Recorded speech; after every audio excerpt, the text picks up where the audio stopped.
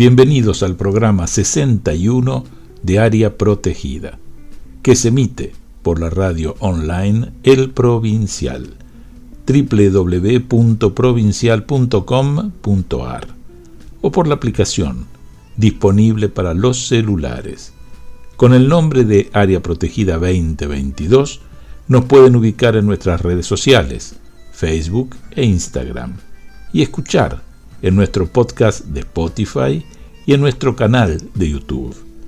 Ya disponen de trivias sobre patrimonio en Instagram para aprender, pero de una forma muy entretenida.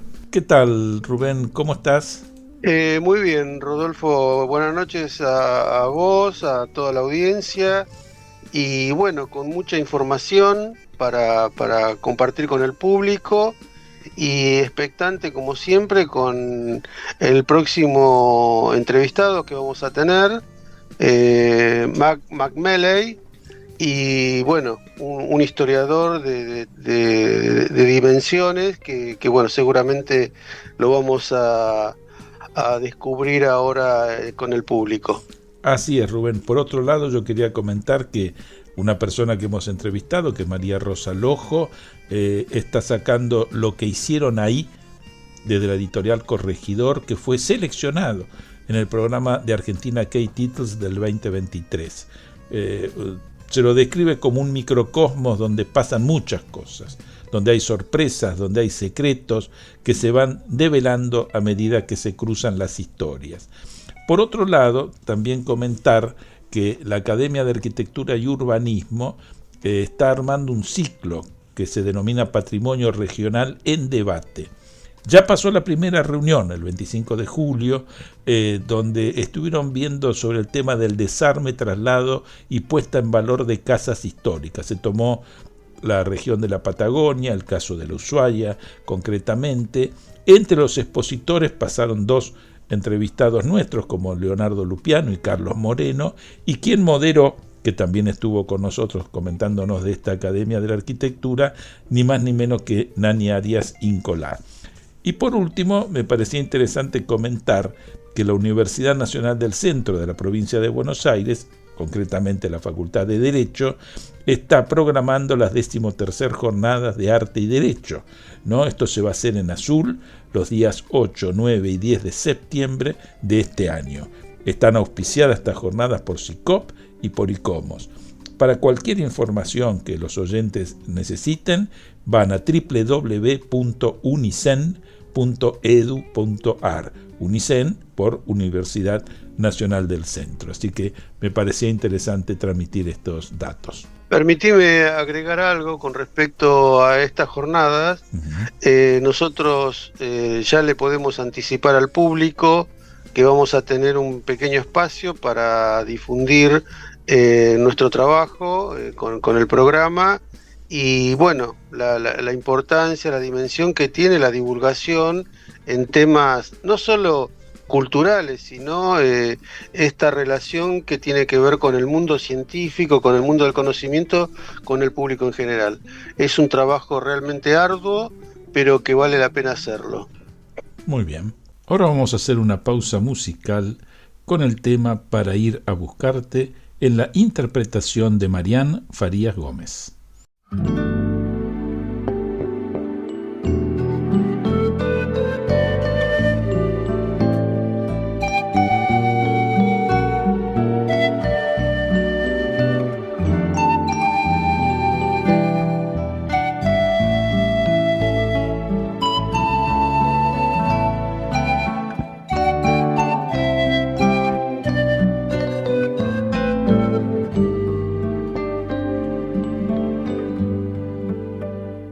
A buscarte, he vestido de rojo mi guitarra, he colgado la estrella de mi canto en el vértice más sonoro de su boca.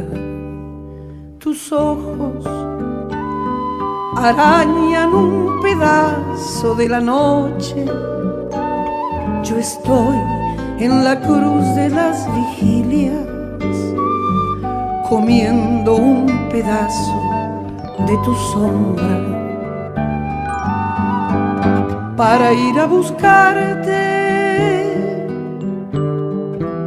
Solté las amarras de mi esperanza y el potro de mi corazón. Salvaje al relámpago de tu sangre que me llama.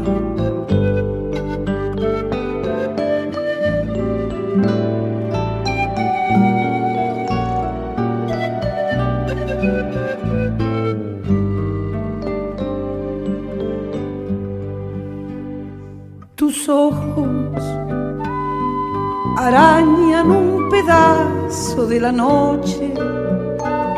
Yo estoy en la cruz de las vigilias, comiendo un pedazo de tu sombra para ir a buscarte. Solté las amarras de mi esperanza y el potro de mi corazón. Salvaje al relámpago de tu sangre que me llama.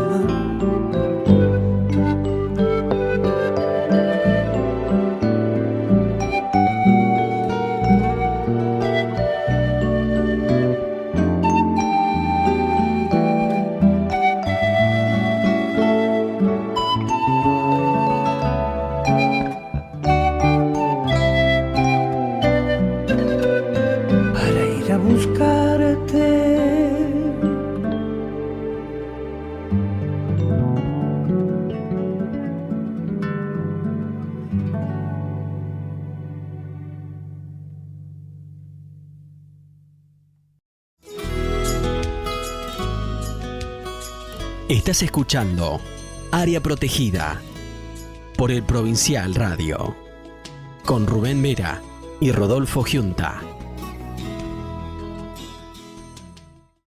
En este segundo bloque de Área Protegida tenemos el gusto de presentar a Mark McMelley. Tiene un doctorado en Historia estadounidense y latinoamericana de la Universidad de Missouri, Columbia, de mayo de 2000, cuya tesis fue Los apóstoles de la civilización, norteamericanos en la Argentina, como agentes de reforma social, 1870 a 1884. Tiene maestría en Historia norteamericana de la Universidad de Texas, en Austin, 1990, con la tesis Diseños sobre el Oeste, la cartografía y el avance del imperio en el oeste cis-Mississippi, 1800 al 1850. Tiene un bachillerato en antropología y francés de la Macalester College de St. Paul, Minnesota, de 1895. De su experiencia laboral se destaca el hecho de ser profesor de Historia y Letras de la Valencia College de Orlando, en Florida, en Estados Unidos, del 2011 a la fecha, archivista del Archivo Valdense de la Colonia Valdense de Uruguay desde 1986 al presente, profesor asistente del Departamento de Historia de Brooklyn College de Nueva York, Estados Unidos, 2006 al 2009. Profesor adjunto del Departamento de Historia de la Universidad de Florida Central, Orlando, Florida, Estados Unidos, 2003 al 2005, profesor adjunto del Departamento de Historia de Florida Southern College de Lakeland, Florida, Estados Unidos, del 2002 al 2003. Publicaciones: La tarea de la diferenciación de roles de género en las misiones extranjeras, el caso de los metodistas estadounidenses en Rosario, Argentina, entre 1870 y 1880, como así también la formación del profesorado y la promesa de ascenso social en las escuelas normales argentinas, 1871 a 1881.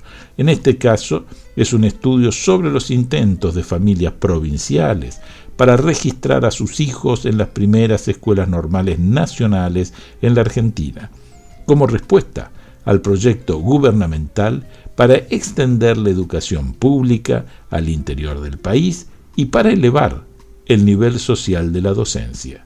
¿Qué tal, Marc? ¿Cómo estás? Muchísimo gusto. Realmente es un placer que estés con nosotros en Área Protegida. ¿Cómo va todo? Bien, bien, Rodolfo, Rubén, un placer estar con ustedes hoy. Bueno, le comentamos a la audiencia que Marc, bueno, por supuesto, como lo habrán escuchado ya en la presentación que hicimos, es de Estados Unidos, y ha trabajado mucho sobre los temas en nuestro país. Y quizás la primera instancia que nos interesa con Rubén es ver, bueno, cómo fue este acercamiento tuyo a la investigación que tiene que ver con la historia de nuestro país y a ciertos puntos de contactos entre Estados Unidos y Argentina. Bueno, muchas gracias, Rubén. Mi primera experiencia aquí en la zona fue como prácticamente 40 años atrás, cuando vine para trabajar en un proyecto en Uruguay, aquí en Colonia, enfrente de Buenos Aires. Uh-huh. Eh, Específicamente sobre inmigrantes piemonteses italianos que llegaron aquí a Río de la Plata 150 años atrás. Uh-huh. Y por medio de los piemonteses me enteré de norteamericanos que habían llegado aquí más o menos en los mismos años, 1850, 60, 70, Uh-huh. especialmente gente relacionada con la iglesia metodista, una iglesia evangélica con raíces en Inglaterra, obviamente, que estuvieron aquí, especialmente en la provincia de Santa Fe, en Argentina, trabajando como misioneros, pero como una visión típicamente norteamericana del momento, de los años 1860-70, Uh-huh. de ver la religión, la evangelización en un contexto más amplio. O sea que ellos veían la misión de llevar la religión a otra parte del mundo como parte de inculcar cierto modo de vivir típicamente norteamericano. Y eso me interesaba mucho. Claro. Y de ahí, obviamente, me enteré enseguida de las maestras. Así que fue un poco por medio de varios proyectos de investigación que me trajo como esta cruce entre norteamericanos y la sociedad argentina Claro. en el siglo XIX. Vos sabés, Marc, que siempre me llamó profundamente la atención, trabajando sobre todo en el Museo Sarmiento y un poco viendo sobre este tema de las maestras, lo que vivieron esas mujeres, ¿no? Porque es notable. Primero porque eran mujeres, justamente, si esto ya de por sí en esa época no era lo mismo que podría ser en la actualidad. Primer tema. Segundo tema, que por supuesto no eran católicas, en el caso ya también había una diferencia respecto a la religión, y estos eran dos obstáculos, y el idioma, es decir, Claro. y el idioma, es decir, además de todo, el idioma. Y de pronto, decir, ellas logran este contrato por unos 3 años, me parece que era, y demás, y comienzan a esparcirse en todo el país. Algunas después se quedaron finalmente, es decir, no es que simplemente vinieron, hicieron su trabajo y se fueron, sino que se quedan, pero realmente casi como heroínas las veo yo, ¿no? Es una cosa notable, ¿no? Es decir, ¿y cuál era el contexto en Estados Unidos para que eso se pueda dar, ¿no? Porque eso también es interesante. Claro, pues sé que un factor, por lo menos para mí, como que es importante reconocer a la cultura de ellas cuando comenzaron a llegar aquí, más o menos en 1870, Claro. que el país allá recién había salido de la guerra de la secesión, la Claro. guerra civil, como nosotros sabemos, y muchas de estas mujeres eran de la generación de los que peleaban. Claro. Inclusive que había casos de mujeres que vinieron acá, que habían perdido parientes, hombres, en la guerra. Y estas mujeres eran de la parte norte del país, o sea, que eran de la parte que venció en la Claro. guerra, que ganó la guerra y salieron de esta cultura, de esta experiencia terrible, traumática en el país. Gente convencida de que no eran solamente las armas, sino la cultura del norte, la idea de llevar, de tener una cultura superior que había conquistado, que había ganado la guerra, que había conquistado el oeste, o sea, que estaba cortando la parte trans-Mississippi del oeste del país. Y evidentemente para ellos, como que esto es algo que tenemos que llevar para otras civilizaciones, para otros lugares. Claro. Porque evidentemente es natural, se ve como el resultado es que tenemos algo especial. La sociedad norteamericana, especialmente de la zona de muchas de estas mujeres, la sociedad de Massachusetts, la sociedad fundada básicamente por los padres peregrinos, los puritanos que habían llegado de Inglaterra, es que nosotros vamos a crear una civilización que va a ser un modelo para el mundo. 3, 4 siglos atrás lo imaginaban en el contexto religioso. Para fines de la guerra de la secesión, estaban más convencidos que nunca que somos especiales. Así que para mí es interesante ver la formación de estas mujeres allá, Claro. llegando acá para sus 20 años, 21 años, eran jóvenes, Sí, sí. 25 años, meterse en una cultura totalmente diferente y ver cómo lidiaban en el contexto de otra cultura, totalmente desconocida por ellos, por ellas. Claro. Marc, bueno, yo también te doy la bienvenida y te agradezco públicamente tu participación. Tal cual lo que decís con respecto a la llegada de estas maestras, tengo entendido que fueron como más de 60 maestras que vinieron, ¿no? En esa etapa. Aparte, estuve leyendo, por supuesto que siempre nos preparamos un poco antes de entrevistar a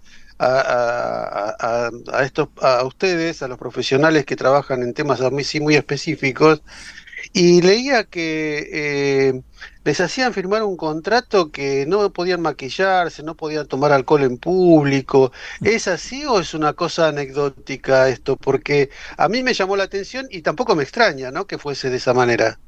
No me acuerdo de haber visto eso en los contratos, pero Ah, por la cultura de ella, por la formación de ellas, ya que hubiera sido una cosa mal vista. Claro. Todavía en 1870 ya de formación, ya la tenían incorporada, que eso no se puede hacer. Siempre había que esperar hasta el siglo XX para ver los cambios en ese nivel. Claro, claro. De todas maneras, digamos, lograron expandirse prácticamente en todas las regiones, en todas las actuales provincias, sobre todo, por supuesto, no estaba incorporada en esa época la Patagonia, ¿no? Es decir, en el momento que ellas vienen, todavía estamos hablando de una Argentina mucho más restringida y con mucho menos provincias que las actuales, eso desde ya, pero en las que existían logran difusión y prácticamente generaron la plataforma de la enseñanza normal, es decir, la que iba a generar maestros acá, es decir, Sarmiento, sobre todo, después también en la etapa de Roca, pretenden eso, es decir, armar la infraestructura de algo que acá no existía, y entonces esta gente pudo realmente generar los cimientos, por así decirlo, en nuestro país, ¿no? Eso es notable como fenómeno. Claro, eso ya existió, hace que ellas fueran básicamente formadas en escuelas normales, Claro. que ya existían desde 20, 30 años antes de la llegada de ellas acá. Claro. O sea que ya conocían esa modalidad, digamos, de vivir la autonomía de la mujer, la posible salida profesional para la mujer en este contexto de educación. Marcó tanto, ya había dejado sus secuelas allá en el país, allá, y ellos veían, seguro que para mí, ellas veían Argentina como, de cierta forma, como una otra versión de Estados Unidos. O sea que el paralelo entre la claro. historia norteamericana y la historia estadounidense era tan evidente para ellas Claro. que como que, ¿por qué no? O sea que tenemos otra frontera todavía. Yo los admiro mucho. O sea que yo obviamente llegué 120 años después, una cosa así, totalmente en otro contexto, en otro momento histórico, Pero obviamente con mucha ventaja en transporte y comunicación. Me acuerdo de esos años que era difícil conseguir teléfono acá. Yo también vivía acá en el país. Así que tengo cierto conocimiento, pero como que admiro mucho lo que ellas hicieron. Se fueron esparciendo para toda parte del país, hasta el Cuyo, hasta el norte, hasta Corrientes, en lugares muy alejados, muy lejos de lo que ella consideraba la civilización. Así que las admiro muchísimo lo que ellas hicieron. En la historiografía, en la historia, escribiendo ahora, es difícil meternos, el desafío, meternos en ese mundo.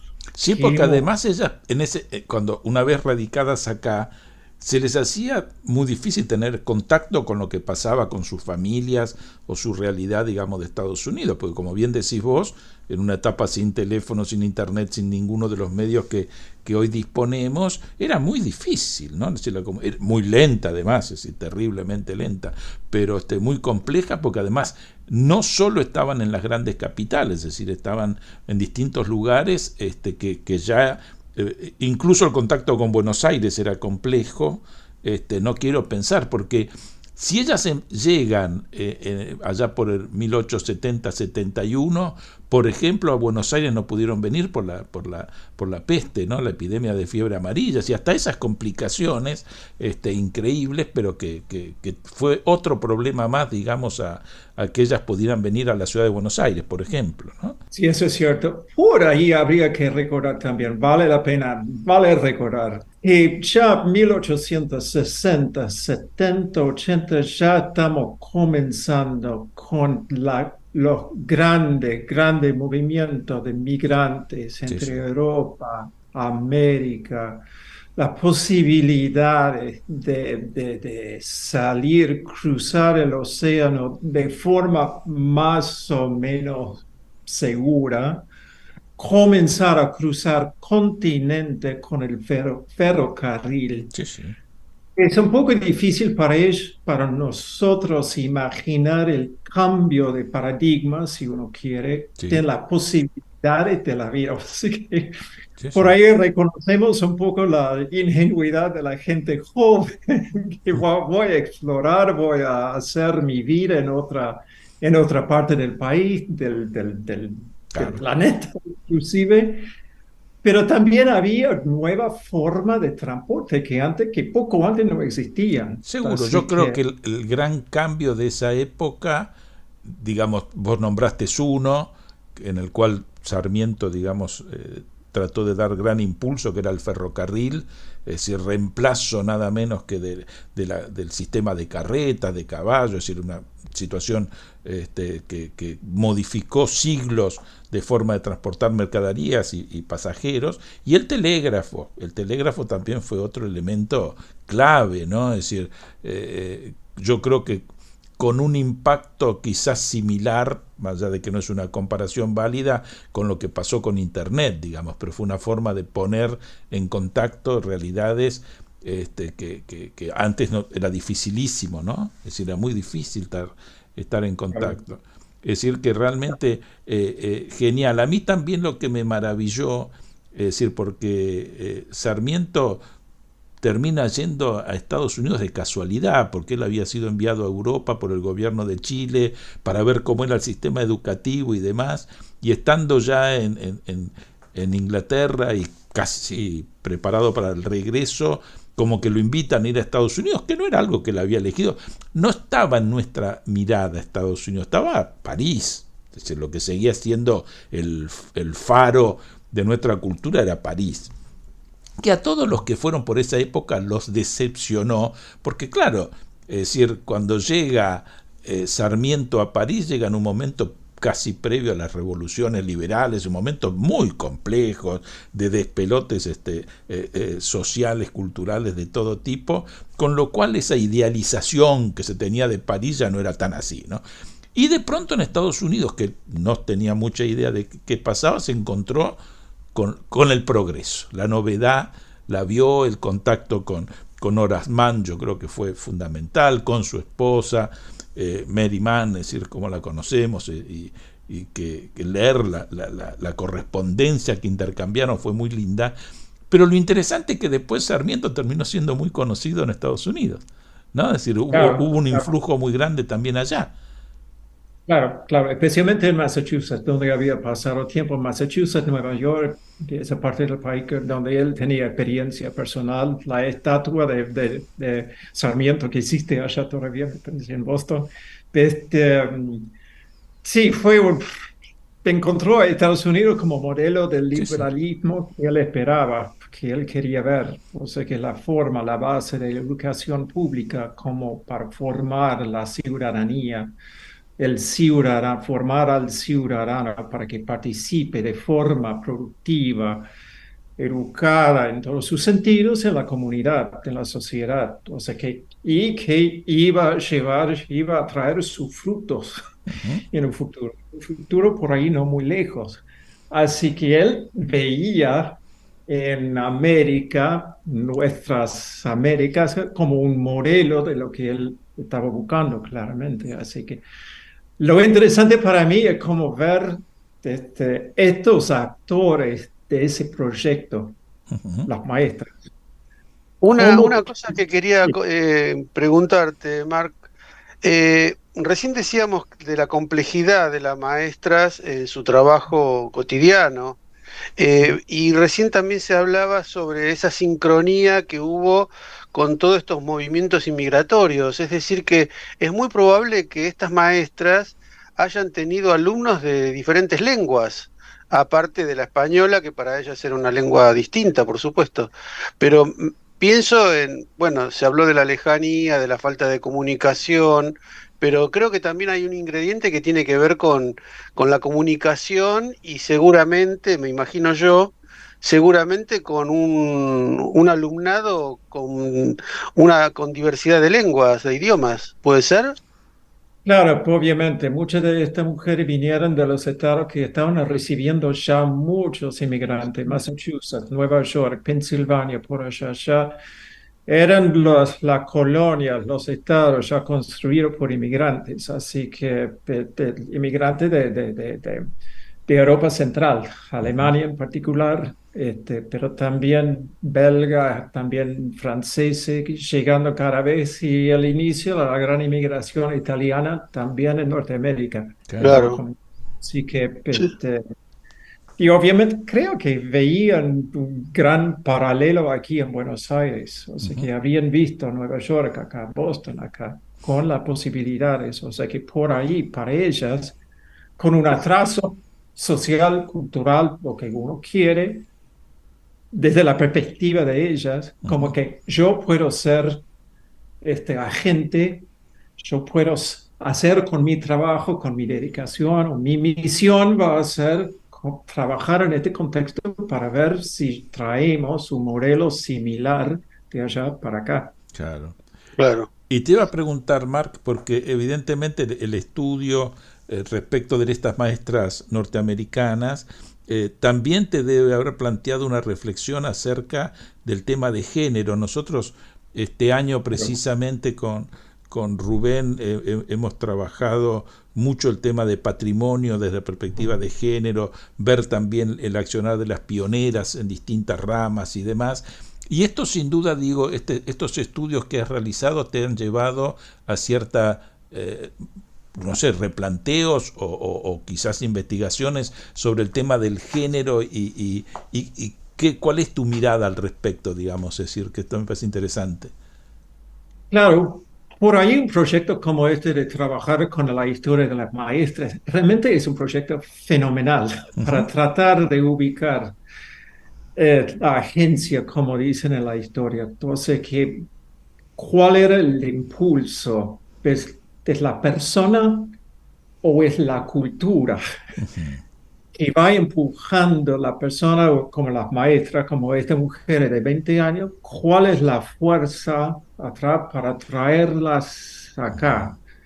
Fueron ya como canalizadas, ya indicadas, ya la pauta son así, si vos querés hacer sin decirlo exactamente, pero básicamente, si vos querés hacer una vida autónoma, Ujú. Estas son las opciones y esto es lo que hay que hacer. O cuánto de eso y a la vez cuánto es debido a la iniciativa personal. Claro. Cuánto yo como actor puedo crear mi propia historia, futuro, desarrollarme de forma personal y cuánto es por la cultura en que participamos.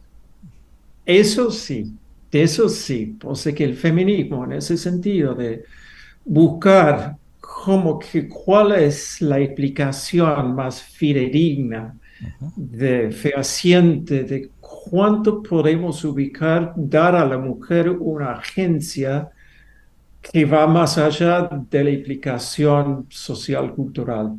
Es el liberalismo, es la religión protestante, es, son este, es la secuela de la guerra civil de allá. ¿Cuánto es eso? Y cuánto es por el propio impulso de la mujer como persona, cómo va a crear, definir su propio destino.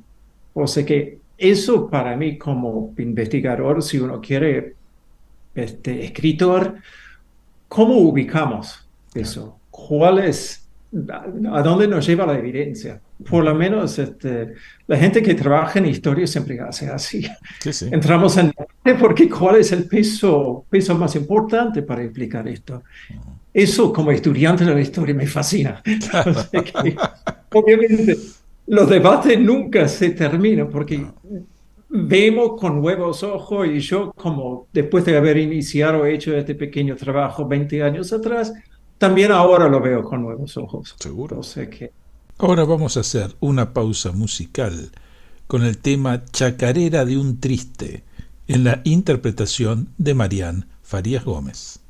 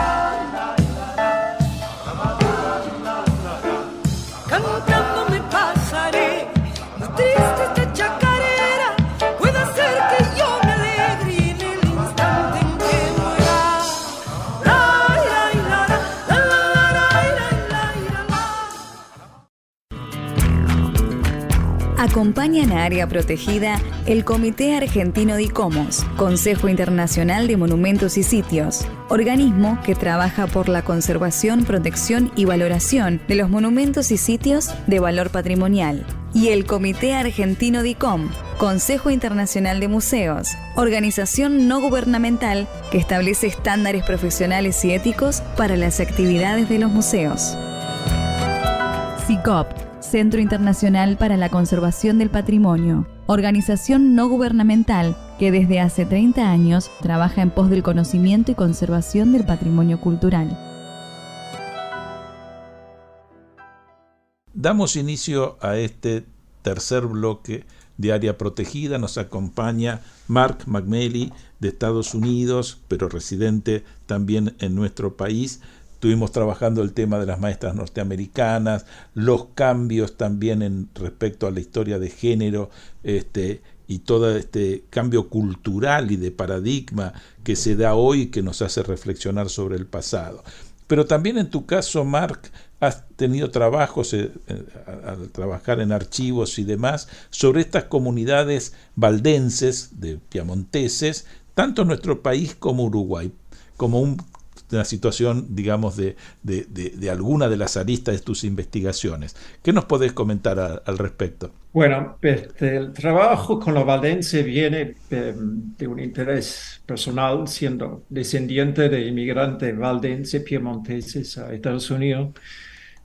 Ya soy la tercera o cuarta generación después de la inmigración, pero sabiendo la historia de esta gente, con sus raíces en Piemonte, en lo que hoy día es el noroeste de Italia, y sabiendo también de mi comunidad donde nací, donde me crié, que una parte de nuestra comunidad, que eran valdenses, habían emigrado desde Uruguay, América del Sur, para Missouri, prácticamente 150 años atrás, y fundaron la comunidad allá. O sea que italianos que hablaban francés, porque vivían en los Alpes, era más bien de la parte de habla francesa de los Alpes, terminaron en Uruguay y después de 20 años muchos se fueron para Estados Unidos y fundaron mi comunidad allá. Así que eso fue haber siendo nacido en ese ambiente con una curiosidad, ¿cómo puede ser? Claro. Eso me trae varios años después de años de estudio del idioma, de historia, me trajo para proponer un pequeño trabajo en el archivo, o crear un archivo histórico aquí en el Río de la Plata, acerca de la historia de la comunidad de valdenses piemonteses que se establecieron aquí aproximadamente en 1855. Y con eso recibí una invitación de Uruguay para venir en el año 86 y comenzamos a construir un archivo histórico relacionado con las colonias agrícolas fundadas por piemonteses, por valdenses en ambos países. Aquí en Argentina fueron uno de los primeros pobladores de Colonia Alejandra, toda su historia en la provincia de Santa Fe, y también fueron para La Pampa. O sea que era gente de las montañas, de los Alpes, que buscaban campo. Algo que no tenían ya en Europa. Así que aquí encontraron un contexto para desarrollar su comunidad con su identidad muy particular y su historia muy particular también. No solo como protestante, pero también su identidad que remonta hasta el siglo XII en Europa, con el inicio del movimiento valdense en Lyon, en Francia, en 1174 aproximadamente. Así que hay una historia muy particular en cuanto a la religión, la identidad, los siglos de persecución bajo la Inquisición, la liberación de los valdenses de un gueto de montaña en los Alpes, porque subsistieron en un gueto como los judíos en las ciudades, los valdenses, los evangélicos, protestantes en la montaña tenían su gueto. Y prácticamente al mismo momento que fueron liberados en 1848, los judíos de su gueto también liberaron los valdenses y muchos decidieron, no queremos saber más de Europa, nos vamos. De montañas, vamos para América. Algunos aquí en Argentina, algunos en Uruguay, algunos pocos en Estados Unidos. Así que eso fue esos grupos, Mark, es decir, tanto en Estados Unidos como Uruguay como Argentina, en la actualidad, ¿se han incrementado o fue algo que se acotó en el tiempo y decantó? ¿Cómo sería el panorama actual de esas comunidades? Como la iglesia valdense de Río de la Plata, su nombre Iglesia Evangélica Valdense de Río de la Plata, tiene aproximadamente 10.000 miembros entre Uruguay, 2/3 en Uruguay, una tercera parte aquí en Argentina. Aquí en Argentina están ubicados principalmente en comunidades en la provincia de Santa Fe, provincia de Entre Ríos, en La Pampa y un poco en el sur de la provincia de Buenos Aires. Eran agricultores, Sí. o sea que la tradición de ellos, pero obviamente con los años se fueron incorporando a la sociedad. Fueron para las ciudades, hay una comunidad aquí en Buenos Aires, hay una comunidad importante en Montevideo, no solamente en el departamento de Colonia, que es un poco la sede de ellos. O sea que ahora ya están como participantes en toda la vida de los dos países acá. Sí, sí. Pero por décadas eran agricultores un poco aislados.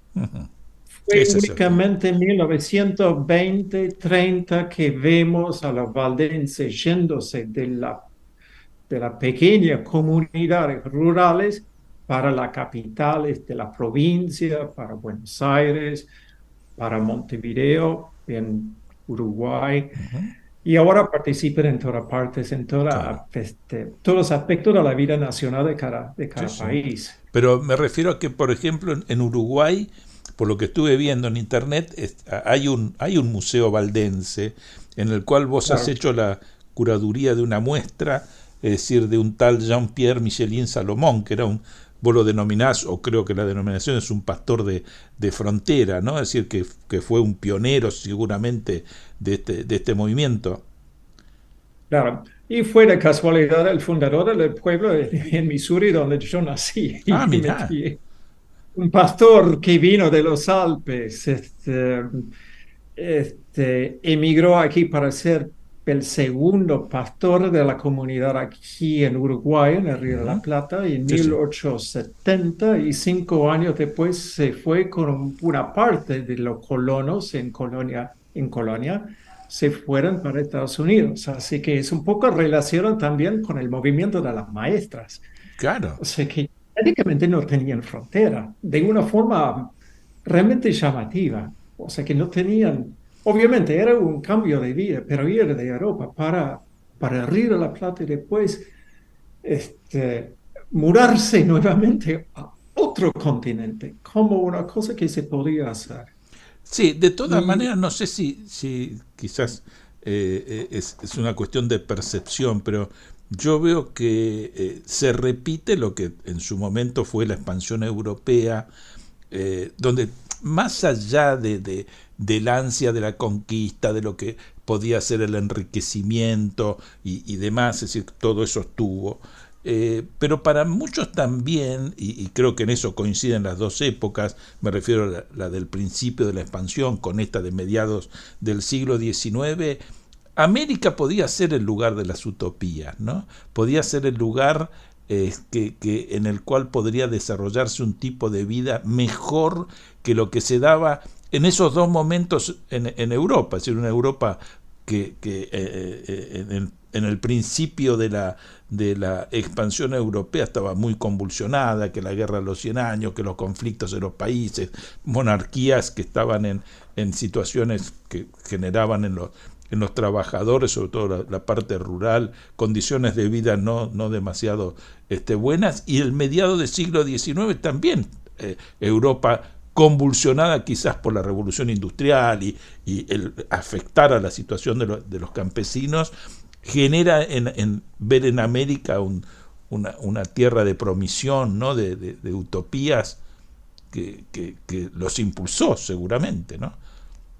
se impuso, sí, por ahí, como que difícil meternos en la mente de Sí, la claro. gente de esa época, pero yo creo que a veces si miramos, por ejemplo, en Ucrania, que donde hay guerra, ahora sí, por ahí en 5 años, no, hay mucho problema civil, social, religioso prácticamente. Si miramos eso, por ahí llegamos a una aproximación mm, que vivía la gente viniendo de Italia, de Francia, de Bélgica, de Alemania, 150 años atrás.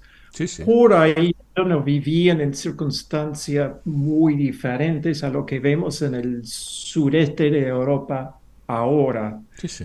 O sea que para tratar de imaginar qué los impulsaba, dejar todo, dejar la cultura, dejar su Sí, sí. familia, nunca nos vamos a ver más, probablemente.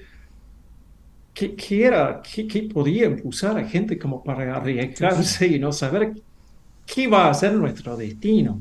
Sí. Pero mira, si miramos situaciones como Ucrania, por ejemplo, ahora Claro. creo que podemos llegar más o menos a entender el contexto más grande, Sí, que sí. para esta gente obviamente era muy importante. Vos sabés, Marc, que yo estoy asombrado y es muy buena la observación que haces, porque no solo comienza a haber gran cantidad de contingentes ucranianos en nuestro país, digamos, nosotros hemos tenido así como muy distintas etapas, ¿no? Yo me acuerdo que en la etapa que trabajaba en el Museo Mitre, en ese momento eran los rumanos, ¿no? Es decir, tuvimos una gran cantidad de gente de Rumania que vino acá, que se los veía en la calle con los acordeones, es decir, tuvimos así como distintas situaciones, después fueron colombianos y venezolanos, bueno, en fin, cantidad. Pero ahora también hay muchos rusos, no solo de Ucrania, sino hay gente que Claro. a partir del conflicto con Ucrania de Rusia tampoco le gusta lo que está pasando en la propia Rusia, ¿no? Es decir, y parece ser, yo hablando con una persona de una inmobiliaria, que en estos momentos son los grandes clientes y los que compran departamentos y demás son rusos, es decir, que tienen cierta disposición de dinero y que decidieron dejar todo en su país de origen y vienen a radicarse a la Argentina, es decir, notables. Aparte, uno enseguida los ve porque son muy rubios, de ojos celestes, y que es decir, una instancia que uno los detecta, y bueno, por escucharlos hablar.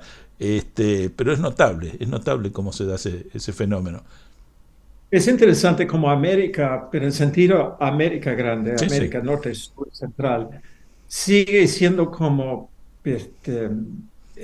muy llamativo para los europeos, como la imaginación de lo que debe ser América, la imaginación de América, ser criado siempre escuchando de América, como un destino donde por lo menos por ahí no tienen todos los problemas que tenemos acá. Sigue siendo como vigente en la imaginación europea. sí, sí. Así que seguimos viviendo alguna cosa que ellos sabían ya 150 años atrás. Claro, pero fíjate qué interesante, porque de alguna manera se cambió la mirada. Es decir, en la etapa que se hace la expansión europea finalmente y que se llega a América, Europa miraba a Asia porque la cultura era de Asia.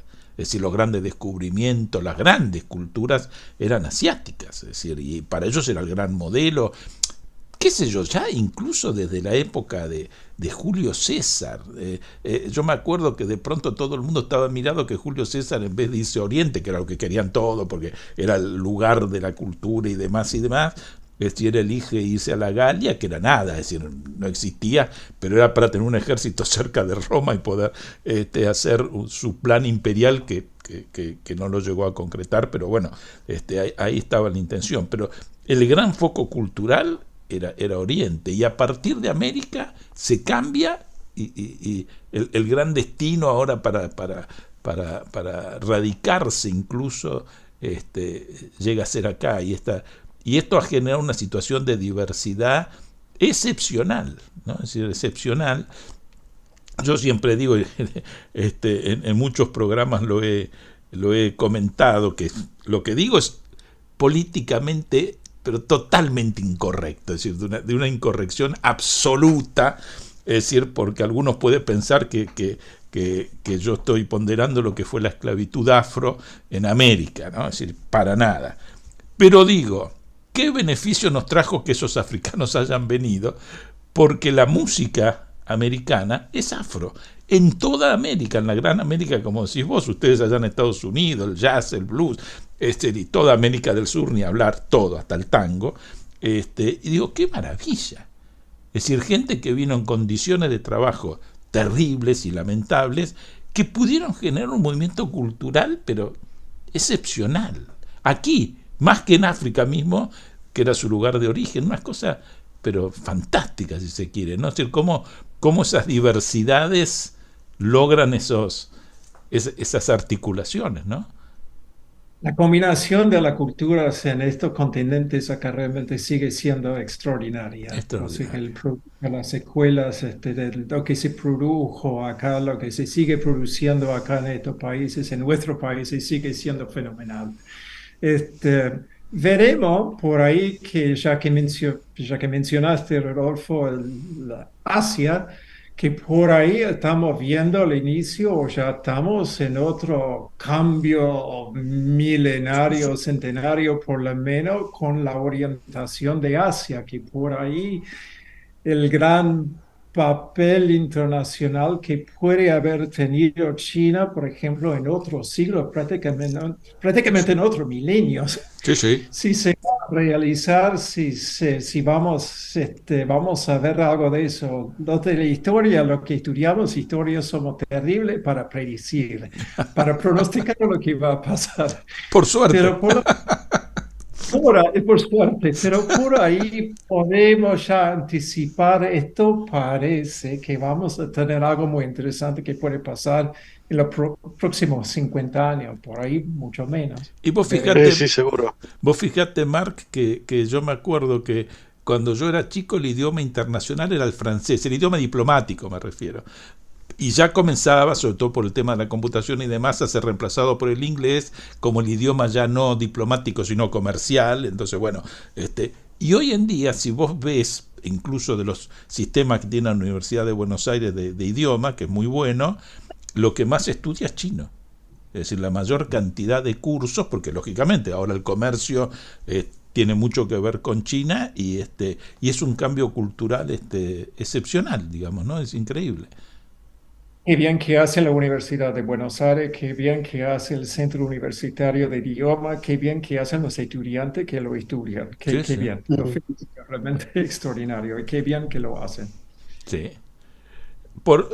También quería comentar, porque vos en algún momento habíamos tenido la posibilidad de convencer o conversar sobre este tema, porque bueno, Marc hace la posibilidad de dar clases por este medio, digamos, de internet, de Zoom, en Estados Unidos y demás, y ha aparecido no un fantasma, si algunos lo presentan como tal, pero sí una derivación de estas nuevas tecnologías, que es la inteligencia artificial, como puede ser el chat GPT, es decir, que se introduce en el tema de la educación y que uno no sabe demasiado qué puede pasar con el uso que hacen los estudiantes de.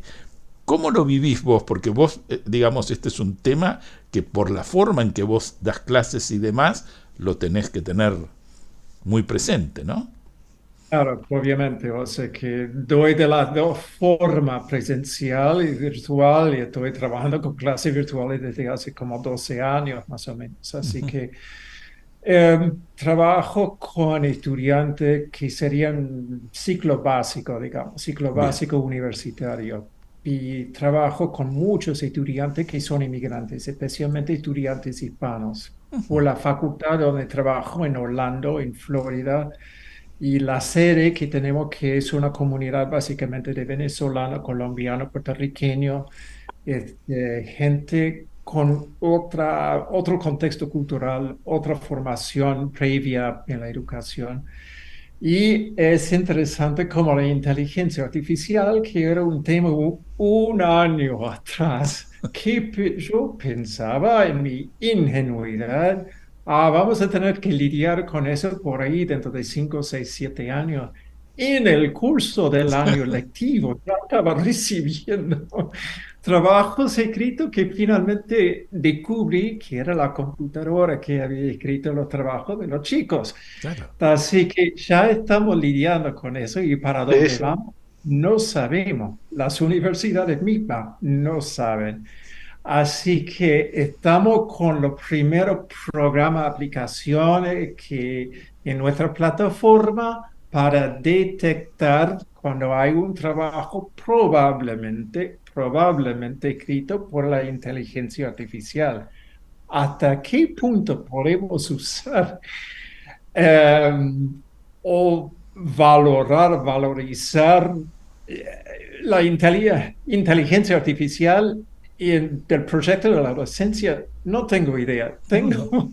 Soy bastante escéptico en cuanto a usarla, siendo un poco tradicional en mi forma de pensar que un estudiante tiene que comenzar a pensar por sí mismo, que el uso del análisis crítico es fundamental a lo que hacemos.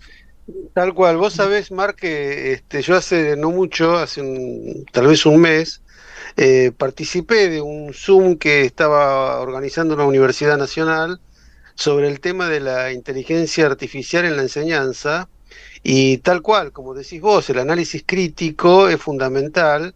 Y otro tema que era complejo, que se presentaba como un tema para dilucidar, es el tema de la evaluación. Porque la evaluación a distancia, hoy con la inteligencia artificial y con la habilidad de estas nuevas generaciones que en 20 segundos te encuentran información de cualquier lado, había como una especie de, digamos, no sé si está bien dicho, pero como una conclusión preliminar o provisoria, que lo más sencillo es que las evaluaciones tienen que ser presenciales, por ejemplo.